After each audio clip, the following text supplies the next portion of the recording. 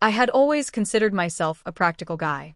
My life was structured, predictable, and most importantly, normal. I went to work, I hung out with friends, I dated casually, and I rarely did anything that strayed far from the safe path I had carefully paved for myself. At least, that's what I thought until the day my sister, Lily, decided to upend my entire sense of normality. Lily was the kind of person who thrived on chaos, creativity, and control. Where I valued order, she delighted in unpredictability. Our personalities clashed as siblings, but there was a bond, unspoken yet undeniable, that tied us together. She had always had a fascination with fashion, beauty, and the subtleties of appearance. I respected her tastes, but I never imagined she would take an interest in me. Not like this. It started innocently enough, or so I thought. One quiet Saturday morning, I was lounging in my room, scrolling lazily through my phone, when Lily burst in with her usual flair, holding a stack of clothes. "You're wearing these today," she declared, dropping them onto my bed. I froze, staring at the neatly folded skirts and tops, each carefully color-coordinated and undeniably feminine. "Wait, what?" My voice barely escaped in disbelief. Lily grinned mischievously, her eyes glinting with a mixture of amusement and authority. "Don't give me that look. You're going to wear these all day. Trust me, it'll be enlightening." I opened my mouth to protest, but she didn't give me the chance. She marched me to the bathroom mirror, holding my reflection captive as she explained her plan. "I want you to understand what it feels like to see yourself differently, to experience power in a new way." Her words were lighthearted, but I felt a twinge of apprehension. The skirts weren't just clothes. They were a symbol of something I hadn't anticipated. Vulnerability. Exposure. Transformation. I hesitated. The thought of wearing a skirt in front of anyone, even my sister, made my stomach churn. I had never been particularly comfortable with crossdressing, although deep down I'd toyed with curiosity. This was different. This was forced, deliberate, and orchestrated by Lily with precision. And I knew, somehow, that saying no was impossible. Reluctantly, I followed her instructions. I slipped into the soft, pleated fabric of a navy skirt, the waistband snug against my waist. My legs felt exposed in a way that was both thrilling and humiliating. She guided me to a matching top, its delicate lace brushing against my skin, and then to a pair of flats that, while modest, made my movements feel unfamiliar.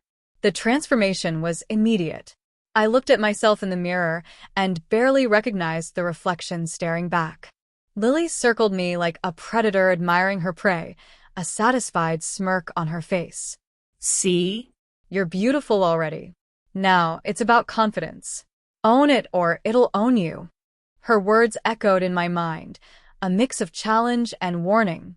The experiment was more than clothing. It was a psychological test, a dive into an identity I hadn't yet dared explore. As I adjusted the skirt, tugging at the hem to fall just right, I couldn't help but feel a rush of conflicting emotions. Embarrassment, fear, and a strange thrill coursed through me. It was intoxicating, unsettling, and entirely new. I had always thought of myself as a man with control over my life, but Lily had stripped that away with a flick of her wrist, replacing it with a world where I was vulnerable, observed, and, most importantly, transformed. We spent the morning practicing posture, gestures, and expressions. Lily coached me like a perfectionist artist guiding her canvas.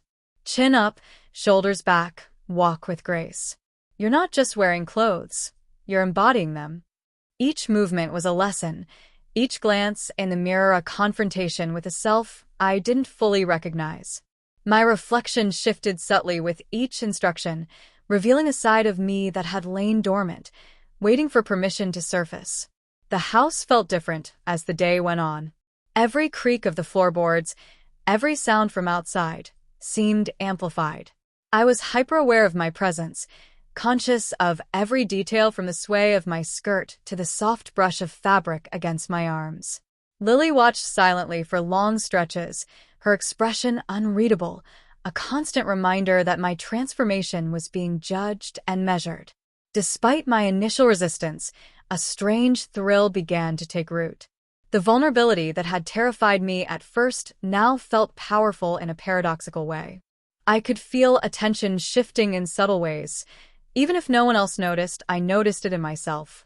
The sway of the skirt, the tilt of my head, the way my voice sounded just slightly softer, it all coalesced into an identity that was new, fragile, and electrifying. By the afternoon, the experiment escalated. Lily introduced small accessories, delicate earrings, a scarf, and light makeup to highlight my features. Each addition heightened the transformation, both physically and emotionally. The mirror reflected not just my appearance, but a growing awareness. I was inhabiting a world where I was seen differently, tested constantly, and challenged to accept a version of myself I had never known. And then came the moment that truly unsettled me. Lily handed me a pair of heels. My stomach dropped. "You can't fully understand the experience without them," she said, voice calm but commanding. I held the shoes in my hands, heart hammering. They were elegant, dainty, and entirely foreign to me. The thought of walking in them, let alone navigating the day, made my knees weak. Lily watched patiently, guiding me as I took tentative steps. The floor seemed unsteady, the heels amplifying my every movement. I stumbled slightly, heart racing, cheeks burning. "Balance, grace, confidence," Lily coached, her hands hovering nearby to steady me if needed. Slowly, painstakingly, I found my rhythm. The thrill of mastery mixed with the fear of exposure. It was intoxicating, overwhelming, and completely consuming. By the time the evening arrived, I had learned more about myself than I could have imagined. Lily's experiment had pushed me to the edge of embarrassment, exhilaration, and self-discovery. I was no longer just Alex, the practical, controlled guy. I was Alex, the man inhabiting a version of himself he had never known, a version shaped, forced, and guided by his sister. And as I looked into the mirror, adjusting the final details of my transformation, a shiver of anticipation ran down my spine. This was only the beginning. The morning after Lily's first lesson felt surreal. I woke up in my own bed, yet the memory of skirts, heels, and her commanding presence lingered like a vivid dream. But this wasn't a dream. As soon as my eyes opened, I realized that today, the experiment would continue, and I had no choice but to comply. The local park was our destination. A small gathering of people, friends of Lily, were waiting. They were friendly faces, but in this context, every interaction felt like a test. The moment I stepped onto the grass, I felt exposed. The soft breeze brushed against my legs, and I caught sight of my reflection in a nearby fountain. I barely recognized the image staring back at me. The skirts clung slightly to my thighs, the heels forced me into a delicate balance, and the makeup accentuated features I had never considered beautiful before. I was acutely aware of every movement, every word, every shift of weight. Lily whispered instructions. "Smile naturally. Tilt your head slightly. Let your hands move gracefully. You're not performing. You're embodying it." It was exhausting but exhilarating. Each interaction tested my confidence, forcing me to maintain a composure I wasn't sure I possessed. Then, disaster struck. A friend from work, someone who had never seen me in skirts, appeared unexpectedly. My heart plummeted. Panic surged as I considered hiding, fleeing, or somehow pretending to be someone else entirely. The friend's gaze swept over me, and I felt the heat rise in my chest. Every instinct screamed to retreat, but Lily's subtle nudge reminded me. "Stand tall. Face it." I approached, words trembling on my lips. Surprisingly, my voice, softened by the persona I was inhabiting, sounded more confident than I expected. The friend smiled warmly, making a casual comment about the weather. Relief and shame mingled, a potent reminder of how exposed I was and how much power the skirts, heels, and makeup gave me over perception. The day continued with escalating challenges. Lily instructed me to navigate small conversations, perform a brief task, delivering refreshments, and maintain composure under scrutiny. Each task heightened my awareness of my dual identity. I was Alex, and simultaneously the version of myself Lily was coaxing out. The tension between vulnerability and empowerment became almost unbearable, yet I couldn't stop. Then came the symbolic moment that would define the climax. A gust of wind caught me unexpectedly, lifting the skirt and threatening to expose me entirely. My heart leapt. Panic surged, and I grasped at the fabric, desperately trying to maintain modesty. Lily's quick intervention helped, but the incident left me shaken. I realized, with a mix of fear and exhilaration, that this vulnerability, the possibility of exposure, was what made the experience so intensely real. As the afternoon waned, Lily introduced the final element: photography.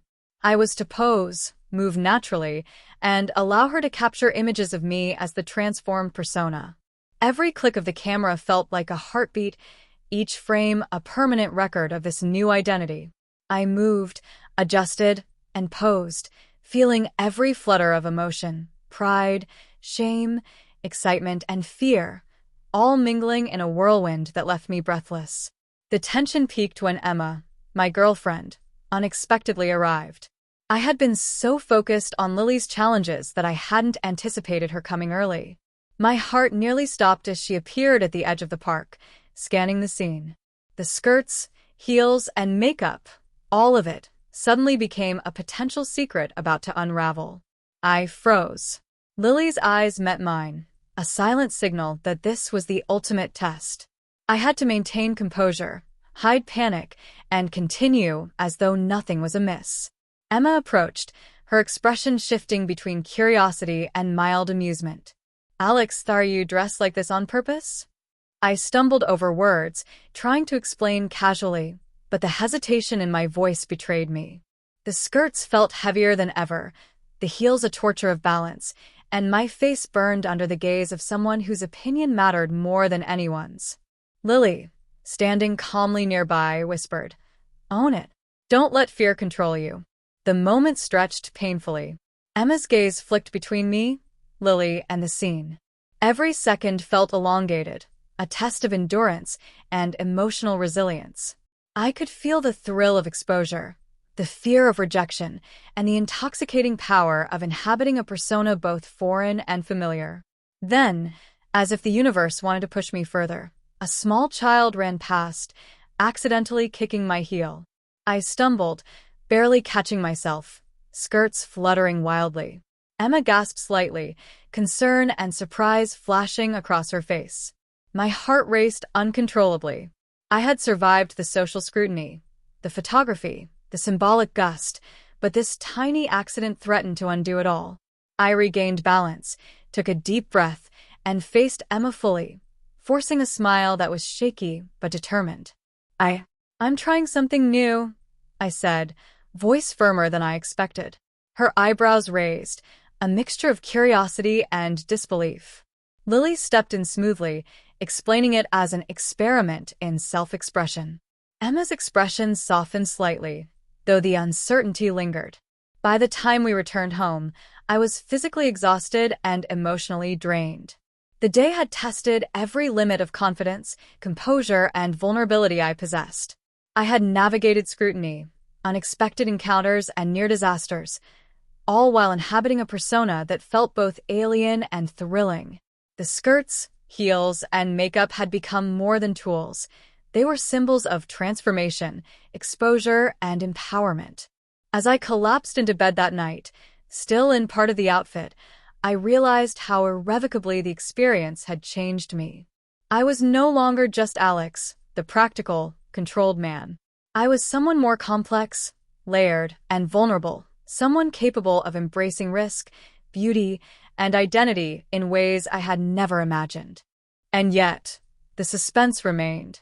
Emma's early arrival had left questions unanswered, a lingering tension that could erupt at any moment. The vulnerability, thrill, and power of transformation had fused into a single, potent force, leaving me both exhilarated and terrified. Night had settled outside, but inside, the adrenaline from the day still pulsed through me. I sat on the edge of my bed, skirts slightly rumpled from earlier, heels discarded by the dresser, and makeup smudged just enough to remind me how real everything had been. Lily had retreated to her room, leaving me alone with thoughts that refused to settle. Emma's sudden arrival at the park replayed in my mind. Her curiosity, her hesitation, the slight frown as she processed my transformation, all of it burned in my memory. I didn't know whether relief or dread should dominate. Part of me wanted to text her, explain everything, confess every detail, but another part froze, terrified of judgment, rejection, or even laughter. A soft knock at the door broke my reverie. My heart jumped. Who could it be at this hour? I approached cautiously, each step a reminder of the skirts I still wore and the vulnerability they represented. "Alex? You awake?" Lily's voice whispered through the door. "Yeah," I replied, my voice tighter than I intended. She entered, her expression unreadable but serious. "Tomorrow we escalate. The next step isn't just about social exposure. You're going to have to interact with someone who doesn't know about any of this. Someone who matters." I swallowed hard, a knot forming in my stomach. My mind raced. Friends? Family? Emma? The very thought of complete exposure made my palms sweat. Then my phone buzzed. I froze, heart thudding in my chest. The screen lit up with a message from Emma. "Can we talk?" "Now." Panic surged. I didn't know how to respond. If I texted back, she might come over. If I ignored it, she could be upset or suspicious. My eyes darted around the room, landing on the skirts, heels, and makeup remnants. They felt heavier than ever, symbols of my current reality and the dual life I was forced to navigate. I hesitated, fingers hovering over the keyboard. The message pulsed on the screen like a heartbeat, relentless and insistent. Every instinct screamed caution, yet another part of me, a small, reckless part, thrilled at the possibility of confrontation. Lily watched silently, her gaze sharp. "You have to decide." "Right now." No hesitation. The tension was unbearable. The room seemed smaller, the night darker, the stakes higher than anything I had faced in my secret journey so far. I could feel the skirts clinging in a way that mirrored my nervousness, my reflection in the mirror suddenly unfamiliar and fragile. Then, a sound at the window, a soft creak. I turned, eyes widening. Someone was outside. My heart leapt into my throat. Every scenario flashed through my mind. A neighbor spotting me, Emma arriving early, even a stranger who could ruin everything. I froze, unable to move, unable to breathe normally. Lily moved closer, whispering, "Do you see? The thrill is in the uncertainty. You've grown, Alex, but are you ready for what's next?" The wind shifted, rustling the curtains, and in that instant, I realized something crucial. Tomorrow wouldn't just test my poise, my confidence, or my appearance. It would test my very identity. Who was I beneath the skirts, the makeup, the carefully constructed persona? Was it Alex pretending, or someone entirely new? My phone buzzed again. Another message from Emma. "Please answer me." My fingers trembled. I could respond, reveal everything, or pretend nothing was happening. Each choice carried consequences I wasn't sure I could face. The skirts, the heels, the makeup, they weren't just clothes or cosmetics. They were a threshold. Step too far, and the balance between secrecy and exposure could collapse entirely. I glanced at Lily, who gave a subtle nod, eyes gleaming with expectation and challenge. The moment stretched, time suspended. My heartbeat thundered in my ears. Every option felt dangerous. Every decision weighted with tension. And then, as if the universe had paused to heighten the suspense, the bedroom door creaked open again. Not Lily. Not Emma. Someone else. A shadow slipped into the room, figure partially obscured by darkness. My breath caught. "Alex," a voice whispered. It wasn't Lily, and it wasn't Emma. My stomach dropped. Who could it be? And how much had they seen? The skirts seemed to tighten around me. The heels I had abandoned felt miles away, and my reflection in the mirror stared back like a stranger. My secret, my transformation, everything I had tried to control, was teetering on the edge. I opened my mouth to speak, but no words came. The shadow moved closer, the voice more distinct. "I know what you've been up to." And then everything froze. The room was silent. My heart raced. Lily's presence was calm, almost unnervingly so. The shadow loomed. And outside, the night held its breath, as though waiting for the next move, the next word, the next revelation. I realized in that instant, there was no turning back. The secret life, the skirts, the makeup, the thrill of being caught, all of it was on the brink of exposure. And with that, the scene cuts to black. Alex's secret has been discovered, or at least partially revealed, to someone unknown. Viewers are left wondering who the shadow is, whether Emma will find out, and how Alex will navigate the escalating tension. The unresolved suspense encourages speculation and discussion, perfectly setting up the next story or episode.